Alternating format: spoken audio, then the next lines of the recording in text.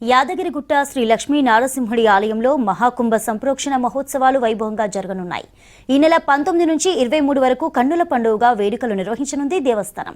23న ఉదయం సీఎం రేవంత్ చేతుల మీదుగా మహాకుంభ సంప్రోక్షణ ప్రారంభించనున్నారు. మార్చి 1 నుంచి 11 వరకు వార్షిక బ్రహ్మోత్సవాలు నిర్వహిస్తామన్నారు దేవస్థానం ఈవో.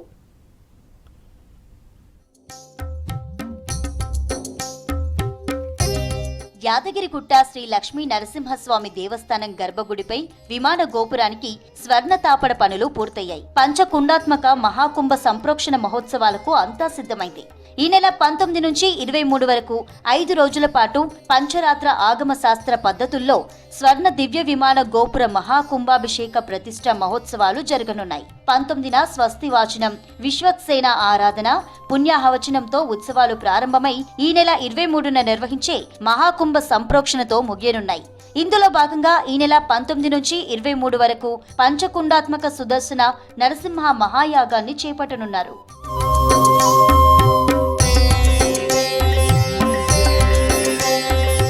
ఉత్సవాల చివరి రోజైన ఈ నెల 23న స్వర్ణమయమైన దివ్య విమాన గోపురానికి మహాకుంభ సంప్రోక్షణ నిర్వహించనున్నారు. 23వ తేదీ ఉదయం 11:54 మూలా నక్షత్రం వృషభ లగ్నంలో అర్చకులు సీఎం రేవంత్ రెడ్డి చేతుల మీదుగా స్వర్ణ విమాన గోపురంపై సంప్రోక్షణ పూజలు చేసి బంగారు దివ్య విమాన గోపురాన్ని స్వామికి అంకితమిస్తారు.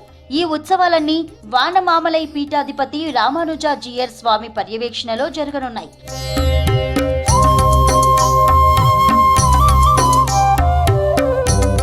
నారసింహుడి గర్భగుడిపై 50.5 అడుగుల ఎత్తులో ఉన్న 5 అంతస్తుల దివ్య విమాన గోపురానికి బంగారు తాపడాల బిగింపు పనులు పూర్తయ్యాయి. దేశంలోనే అతిపెద్ద స్వర్ణ గోపురంగా యాదగిరిగుట్ట నర్సన్న విమాన గోపురం రూపుదిద్దుకుంది. ఇందుకోసం 65 కిలోల 84 గ్రాముల బంగారాన్ని వినియోగించారు. విమాన గోపురం మొత్తం 10,753 స్క్వేర్ ఫీట్లుండగా ఒక్కో స్క్వేర్ ఫీట్ కు 6 గ్రాముల బంగారం పట్టింది. 5 అంతస్తుల్లో ఉన్న విమాన గోపురానికి ఒక్కో అంతస్తుల్లో 8 చొప్పున మొత్తం 40 దేవతామూర్తుల విగ్రహాలతో పాటు మరో 113 ప్రతిమలతో స్వర్ణ తాపడాన్ని ఏర్పాటు చేశారు. దీనితో పాటు మరో 39 కలశాలకు కూడా స్వర్ణ తాపడ పనులు పూర్తయ్యాయి. ఈ బంగారు తాపడ పనులు మొత్తం చెన్నైకి చెందిన ఎంఎస్ఎస్ స్మార్ట్ క్రియేషన్స్ సంస్థ చేపట్టింది.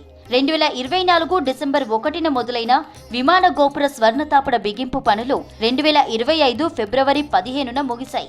ఈ నెల 17 లోపు ఫినిషింగ్ పనులు మొత్తం కంప్లీట్ అవుతాయని చెప్పారు ఆలయ ఈవో.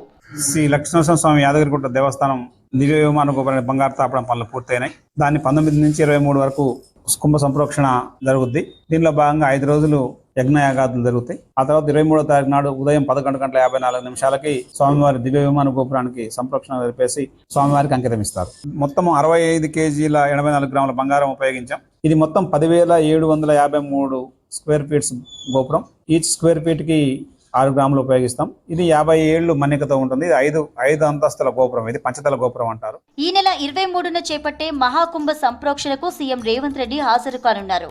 సీఎంతో పాటు డిప్యూటీ సీఎం, అసెంబ్లీ స్పీకర్, మండల చైర్మన్, ఎండోమెంట్ మినిస్టర్, జిల్లా మంత్రి, ప్రభుత్వ విప్, ఉమ్మడి నల్గొండ జిల్లా ఎమ్మెల్యేలు, ఎమ్మెల్సీలు రానున్నారు. ఎలక్షన్ కోడ్ ఉన్నందున ఈసీ అనుమతిని కోరారు. మహాకుంభ సంప్రోక్షణ ఉత్సవాల సందర్భంగా ఆహ్వాన పత్రికలను పలు రాజకీయ ప్రజాప్రతినిధులు, అధికార ప్రతినిధులతో పాటు స్వర్ణ తాపడానికి విరాళాలు ఇచ్చిన దాతలకు కూడా ఇవ్వనున్నారు. స్వామివారి దివ్య విమానానికి గోపుర కుంభాభిషేకం జరుగుతుంది. అనగా మూలమంత్ర, మూర్తి మంత్ర హోమాలు, పంచకుండాత్మకంగా శ్రీ పాంచరాత్రాగమ శాస్త్రయుక్తముగా భగవద్ రామానుజ సాంప్రదాయ సిద్ధంగా శ్రీమద్ వేదమార్గ ప్రతిష్టాపనాచార్యులైనటువంటి వానమామలయ్య స్వామివారి యొక్క ప్రత్యక్ష పర్యవేక్షణలో మన రాష్ట్ర ముఖ్యమంత్రి వర్యులు శ్రీమాన్ యనుమల రేవంత్ రెడ్డి గారి యొక్క స్వీయ సంకల్పానుసారము ప్రజా అధికారులు, ప్రభుత్వాధికారులు, భక్తులు, దాతలు, ఉదారుల యొక్క ఔదార్యంతో ఈ మహామహోత్సవం మహావైభవంగా జరుగుతుంది. మార్చి 1 నుంచి 11 వరకు గుట్ట దేవస్థాన వార్షిక బ్రహ్మోత్సవాలు జరగనున్నాయి. 1న స్వస్తి వాచనంతో మొదలై 11న అష్టోత్తర శతఘటాభిషేకంతో ముగియనున్నాయి. బ్రహ్మోత్సవాల్లో ముఖ్య ఘట్టాలైన ఎదుర్కోలు, తిరుకల్యాణం, రథోత్సవం జరగనున్నాయి. ఉత్సవాలను పురస్కరించుకొని పెద్ద ఎత్తున సాంస్కృతిక కార్యక్రమాలు నిర్వహించడానికి ఏర్పాట్లను చేస్తున్నారు.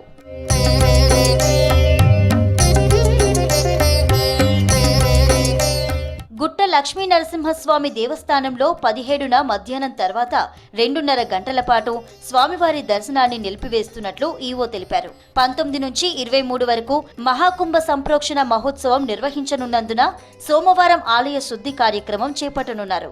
ఇందుకోసం మధ్యాహ్నం 1 గంట నుంచి 3:30 గంటల వరకు స్వామివారి దర్శనాన్ని పూర్తిగా నిలిపివేస్తున్నట్లు ప్రకటించారు.